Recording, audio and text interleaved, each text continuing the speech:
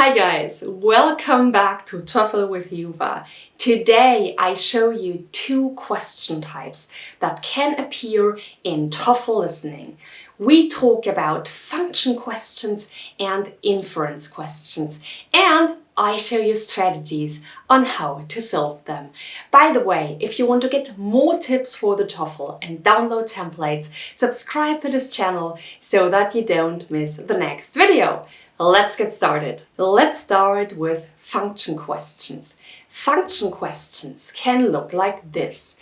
Why does the student go to see the professor? Or why is the professor discussing something? You could also say, what is the function of that? So, what is the function of the student going to see the professor? Or what is the function of the professor's discussion? That's why they are called function questions. Let's first have a look at the strategy for function questions in conversations. The strategy is listen closely. In conversations in TOEFL listening, a student usually talks to a professor or an official or another person. And usually the student wants something. For example, the student may go to see the professor because he wants to talk about a project. Or he goes to see the professor because he wants to extend the deadline of his assignment. You know, normal student stuff, we all know that. This is the function of the student going to see the professor. So how can you answer this question correctly? The student usually says what he wants from somebody. So he goes to see the professor, or he calls an official and he talks to this person and he says what he wants. So it seems like function questions are really easy to solve. However, there are traps sprinkled through our TOEFL listening, and you have to pay attention that you don't fall into one of these traps. For example, you have to pay attention that you don't confuse information, and sometimes this can be really hard. For example, the student goes to see the professor, and let's imagine he wants to talk about a project. The student tells the professor, look, I would like to participate in this project. Can you tell me what I have to do to participate? And then they talk a bit about that. And sometime in the middle of the conversation, the professor says, oh, I just remember, I already graded your homework. Do you want to take it with you now? The student may say, oh yes, thank you, I would love to take it with me now. And then he gets his homework and he goes away. And after the conversation, you get the question, why does the student go to see the professor? When you read the answer choices, it's quite possible that one choice is the student goes to see the professor because he wants to pick up his homework. Because this was something that was mentioned in the conversation. In this case, you have to ask yourself, does the student really go to see the professor in order to pick up his homework? No, he does not. The student goes to see the professor because he wants to talk about a project. It's really important that you don't fall into this trap. The examiner wants to check whether you understand why the student, in fact, goes to see his professor. So guys, when you get a function question regarding a conversation, always keep that in mind. Always remember that there may be different kinds of information stated in the conversation, and you have to check out which information is relevant for this kind of question. Do not let the examiner confuse you. Let's have a look at function questions regarding lectures. For example, you may be asked this question, why does the professor discuss something? Usually, the professor discusses, defines, or does something else in order to do something. For example, in order to introduce a topic, or in order to point out problems of something, or in order to remind students of something. So which strategy can you use in order to figure out the correct answer for function questions in lectures? The strategy is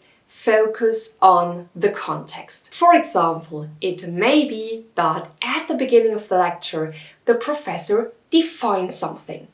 And after that, he talks about this topic in greater detail. And now imagine that you get the question, why does the professor define something? In order to answer this question correctly, it's really important that you focus on the context. If you know that the professor defined this topic or concept at the beginning of the lecture, and after that he explained this topic and went into more detail, you know that he gave a definition in order to introduce this topic. You should focus on definitions, discussions, and explanations. And when you are reading the question, always look back and think about what the context was.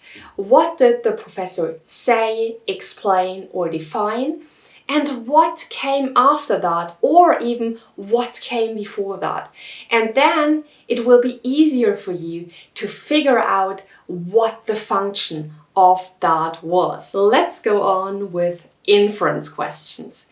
Inference questions can look like this. What does the professor or a student imply about something?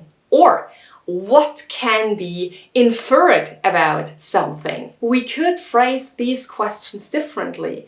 We could ask, what is the idea behind the professor's or student's statement? Or what can be derived from something? This means that the answer you're looking for is not directly stated in the listening. Let's do an example together.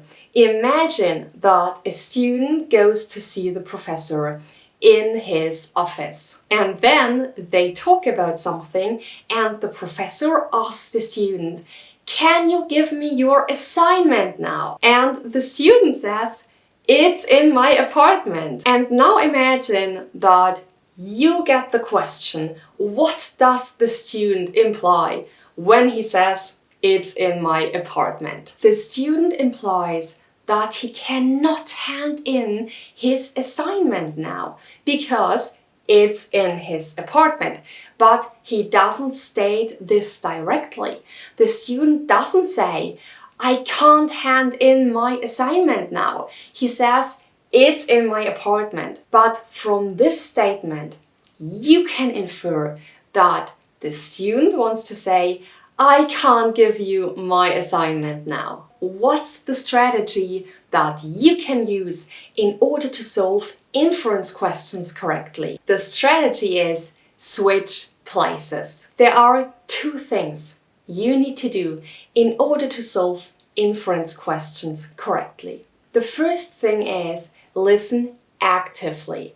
When you are listening to the speakers in TOEFL Listening, always ask yourself, is there an indirect message? Is there something that the speaker doesn't state expressly, but he means it? He wants to tell something by saying something different. This is the first step you need to do in order to answer these questions correctly. You have to listen actively and pay attention whether there are any indirect messages. And the second step is you switch places. This means you put yourself into the position of the speaker and you think like this: if I were the speaker, why would I say that? That's it. This is how you solve function questions and inference questions in TOEFL Listening.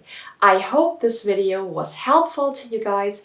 If you want to know more about other question types in TOEFL listening. Have a look at my video about that, it's that one. And if you want to get more tips for the TOEFL and download templates, hit the subscribe button so that you don't miss the next video. I love to see you here next time. Bye bye!